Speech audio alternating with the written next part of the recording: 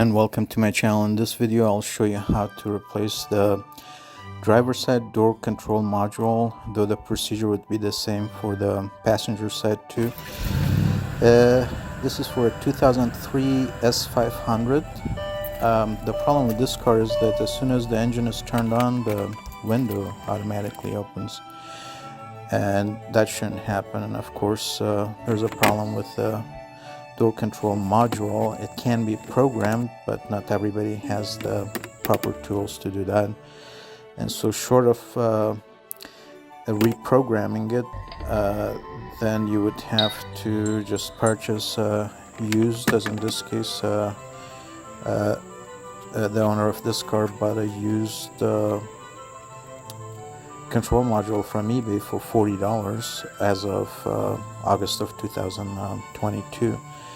And so I'm showing how to replace that. And so after removing the wood trim, which is held by these clips, 4 or 5 of them, and those clips go inside those metallic sleeves. So as you pull it out, the sleeves may fall out. Just recover them and put them back together. And there are three T20 Torx screws on top, and there's one more behind the door handle, behind the cover. You'll have to remove the 4 Torx screws, T20. I don't know if I mentioned that, but and then really from the right side,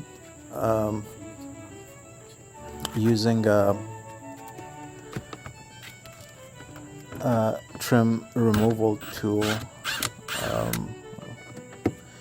or even a screwdriver or anything else, you just have to remove the right side out, just like you see here, of this trim, from the top and from the bottom. Kind of push it out, and then the entire thing will come out. Of course, you have to open the door handle a little bit, and it's connected by several cables. You can just move this entire control module out of the trim piece, and then what I suggest is, of course, that you take a photo or a video of all the plugs, so that you remember how to put it back together. This replacement module from eBay came with the door control module, and also the mirror control module. So except for these 2 larger plugs, the black and white, which have tabs to the sides, the rest of them you just pull out using the wires. Hold all the wires together at the same time, and then just jiggle it a little left and right, and it will come out. There are, I believe, 3 on each of the 2 sides, and then maybe 4 on one side, but I kind of lost count. But take a photo, and then of course installation is just a reverse of how you removed everything.